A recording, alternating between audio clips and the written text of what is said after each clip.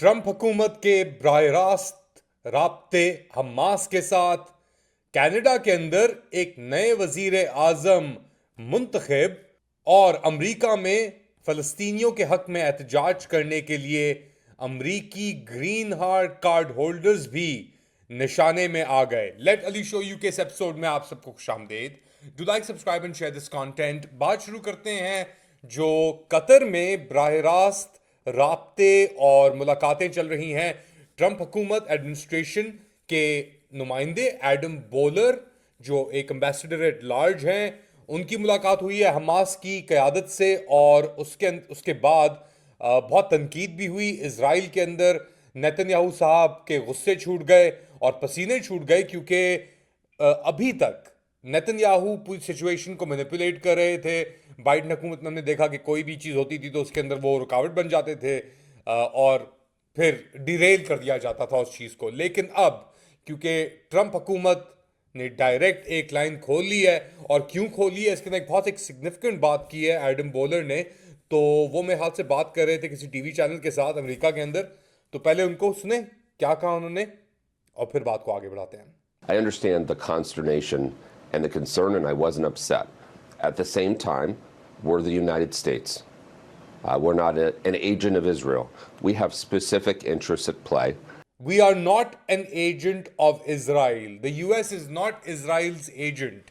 ये बहुत एक सिग्निफिकेंट बात है कि अगर ये बात बाइडेन हुकूमत के किसी नुमाइंदे ने की होती तो उसको अभी तक फारिग कर दिया गया होता। मगर ट्रंप ट्रंप है, और ट्रंप के बंदे जानते हैं कि नेतन्याहू दुनिया में किसी से नहीं डरता सिवाय डोनाल्ड ट्रंप के। और वो क्यों डर है? क्योंकि वो जानता है कि ट्रंप डायरेक्ट अगर हो गया, और ये क्या बात कर रहे हैं बेसिकली, ये बात कर रहे हैं कि जो अभी वाहिद अमरीकी हॉस्टेज है उसकी रिहाई, और 4 अमरीकी इजरायली अमरीकी हॉस्टेजेस या जो यरगमाल किए हुए थे हमास ने, उनकी लाशें उनकी वापसी के लिए। और अब ये बात कर रहे हैं कि जितने भी हॉस्टेजेस हैं फ़लस्तीनियों के भी और इजराइल के पास, इजराइल के हमास के पास, उन सब की रिहाई की बात मुमकिन हो सकती है। और शायद हमास एक लंबी सीज फायर के का मुतालबा कर रहा है 5 से 10 साल की। तो अब बड़े फ्रंट्स के ऊपर डोनाल्ड ट्रंप काम कर रहा है। नेतन्याहू की ये कोशिश थी कि वो हमास को फोर्स करे कि जो ये पहले फेज के अंदर ही एक्सटेंशन है सीज फायर की, जो एक तरीके से कॉन्ट्रवेंशन थी या जो मुआहिदा हुआ था सीज फायर का, जंग बंदी का, उसके खिलाफ थी, तो उसके ऊपर रजामंद हो जाए हमास। और इसीलिए पहले उन्होंने पानी की सप्लाईज बंद की, अब उन्होंने बिजली भी बंद कर दी है। एड सप्लाईज बंद की पहले, फिर पानी से बंद किया, और अब पूरे गाजा के अंदर बिजली बंद कर दी गई है। और रमज़ान का ये महीना है, आप जानते हैं किस तरीके से क्या सूरत हाल है आपके सामने है। मगर प्रेशर अब नेतन्याहू के ऊपर भी आएगा, क्योंकि अगर डायरेक्ट हो गया है ट्रंप हमास के साथ, तो फिर नेतन्याहू के दिन तो मुश्किल हो सकते हैं बहुत आसानी से। अब ट्रंप बड़े गेम खेल रहा है, क्योंकि एक तरफ वो गेम खेल रहा है बैलेंस करने के लिए, क्योंकि वो जानता है कि इजराइल लॉबी कितनी सख्त है। दूसरी जानिब वो गेम खेल रहा है, अभी उसने फंडिंग ख़त्म की है कोलंबिया यूनिवर्सिटी, मेरा पुराना अल्मा माटर, डिग्री मेरे पीछे पड़ी हुई है, मगर कोलंबिया ने ही बड़ी बेगैरती की और टारगेट किया अपने स्टूडेंट्स को। तो ट्रंप ने कोई $400 मिलियन फंडिंग कोलंबिया की उसको रोक दिया है, क्योंकि वो कह रहा है कि यार यहूदी स्टूडेंट्स को आपने सही तरीके से प्रोटेक्ट नहीं किया। एक तरफ वो ये गेम खेल रहा है। अच्छा, साथ साथ जो अमेरिका के अंदर पुलिस फोर्स है, और एक्चुअली स्टेट डिपार्टमेंट वजारत खारजा का भी एक स्टेटमेंट आया है, फ़लस्तीनी अमेरिकन ग्रीन कार्ड होल्डर जिसको इमिग्रेशन और ये आइस बेसिकली उनकी सर्विस होती हैगी, इमिग्रेशन एंड को लिमिट करने के लिए, उसको गिरफ्तार किया पहले इस बुनियाद के ऊपर कि यार ये बंदा जो है ये फ़लस्तीनी है और ये यहाँ पे एज ए विजिटर आया हुआ है। मगर फिर पता लगा कि भाई इस बंदे के पास तो ग्रीन कार्ड मौजूद है। जब ये पता लगा, और ये बंदा था महमूद खलील, सीपा के अंदर, school of international and public affairs के अंदर, और इसको होमलैंड डिपार्टमेंट के एजेंट्स ने अरेस्ट किया था इसके यूनिवर्सिटी रेजिडेंस से हफ्ते की शाम को। और बेसिकली उसके बाद इसको कहा कि हम इसको डिपोर्ट कर देंगे। मगर जब पता लगा कि ये तो ग्रीन कार्ड होल्डर है, इसकी बीवी 8 महीने अमेरिकन सिटीजन है, 8 महीने प्रेग्नेंट है, तो फिर मार्को रूबियो का स्टेटमेंट आया कि हम ग्रीन कार्ड होल्डर्स को भी, जो ये ऐसी, अब वो कह रहा है हमास प्रोटेस्ट के अंदर जिन्होंने शिरकत की, इजरायलियों को टारगेट किया, हम उनको भी डिपोर्ट कर देंगे। मगर ये फलस्तीनी को कहाँ डिपोर्ट करेंगे? ये इजराइल, क्योंकि फलस्तीन तो कोई मुल्क है नहीं और अमेरिका रिकग्नाइज नहीं करता जो यूएन की चार्टर है उसे। तो उसकी, ये जो बंदा है खलील, इसकी बीवी, जैसे मैंने कहा, 8 महीने प्रेग्नेंट है, अमरीकी सिटीजन है, और ये बंदा permanent resident green card holder भी है। और अभी एक बार टेस्ट केस बन रहा है, क्योंकि एक तरफ ट्रंप बैनुल-अक़वामी तौर के ऊपर जंग को, यानी मुसलसल तौर पे, मुकर्रर तौर के वो ख़त्म करना चाहता है, मगर दूसरी तरफ अमेरिका के अंदर जो इजराइल पे तनकीद है या इजराइल के ऊपर उंगलियां उठाई जा रही हैं, उसका डिसेंट कंप्लीटली ख़त्म कर रहा है। तो एक बैलेंसिंग एक्ट चल रही है। और अमेरिका के अंदर फ्री स्पीच को लेकर अब ये जो टोपी ड्रामे थे कि क्या फ्री स्पीच है क्या नहीं है, ये अब सबके सामने खुल के चीज़ सामने आ गई, क्योंकि कोई फ्री स्पीच का तस्वुर नहीं है अगर इजराइल पे आके बात रुक जाए। और अब हम देख रहे हैं कि कॉलेज कैंपसेस के ऊपर और प्रेशर्स, ये सब कुछ, तो लोगों के सामने इतनी चीज़ ब्लेटेंट हो गई है ना, इतनी खुल के चीज़ सामने आ गई है कि अब कोई झूठ का या हंसबरा का कोई गुंजाइश बची नहीं।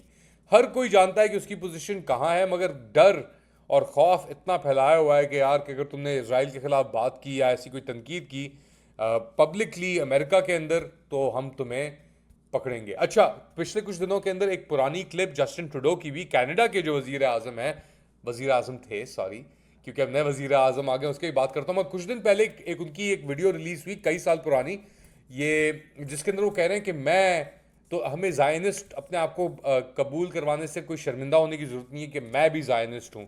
अब ये साइऑप्स चल रहे हैं, क्योंकि इस वक्त ट्रूडो की ये वीडियो रिलीज़ करना, वो तो अब नई वज़ीर आज़म नहीं है, तो ये लिबरल पार्टी के अंदर जो नई अब एक तब्दीली आई है, जो मार्क कार्नी, साबिका बैंक ऑफ इंग्लैंड के गवर्नर, हेड और इकोनॉमिस्ट और सियासतदान, अब ये प्राइम मिनिस्टर डेजिग्नेट हैं कनाडा के और लीडर बन चुके हैं लिबरल पार्टी के। इन्होंने जो इनके करीबी थी, बेसिकली क्रिस्टिया फ्रीलैंड, जो वजारत खारजा भी रहीं, ट्रेजरी के अंदर भी मिनिस्टर रहीं, बड़ी करीब थी वो जस्टिन ट्रूडो के। और जस्टिन ट्रूडो के इस्तीफे देने से कुछ दिन कबल उन्होंने बड़ा पब्लिकली ब्रेक किया कि यार, मैं ये जो एक्स्ट्रा बजटरी $60 बिलियन का सिर्फ होएगा हमारा डेफिसिट, उसके ऊपर मैं बात नहीं करूंगी। एक पॉलिटिकल मूव थी, मगर वो बैकफायर कर गई, क्योंकि फिर मार्क कार्नी जब रेस के अंदर एंटर हुआ और फिर ट्रंप ने जो कनाडा के ऊपर अटैक करना शुरू किया, तो पूरी इक्वेशन तब्दील हो गई।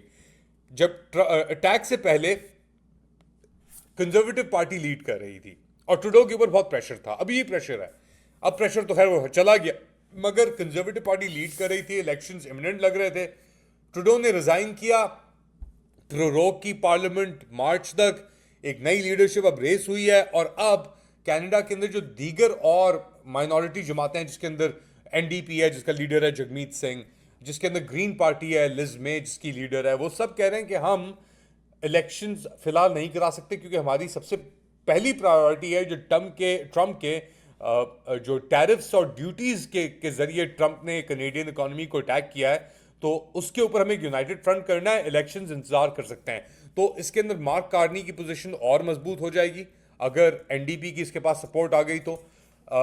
एक मुश्किल मरहला होगा, क्योंकि ट्रंप के रिलेंटलेस अटैक, आज टैरिफ लग रहे हैं, कल नहीं लग रहे हैं, कल हट गए, तो इससे इकोनॉमी के अंदर बहुत दरारें आती हैं, बहुत एक प्रेशर क्रिएट होता है। क्या मार्क कार्नी उस प्रेशर को हैंडल कर पाएगा? क्या ये सिचुएशन कनाडा के हक में जाएगी? कनाडा की इकोनॉमी अमेरिका से कंपेयर बहुत छोटी है, आबादी 10% है सिर्फ कनाडा की अमेरिका से कंपेयर। सबसे लंबा बॉर्डर उनका है, ट्रेडिंग पार्टनर बड़े एशिया के ऊपर इंपॉर्टेंट है, मगर कनाडा अब एक मुश्किल सिचुएशन गई, क्योंकि एक तरफ अमेरिका उसके ऊपर ये डाल रहा है टैरिफ्स, और फिर चाइना कह रहा है कि हम भी आपके ऊपर अब टैरिफ्स डालेंगे।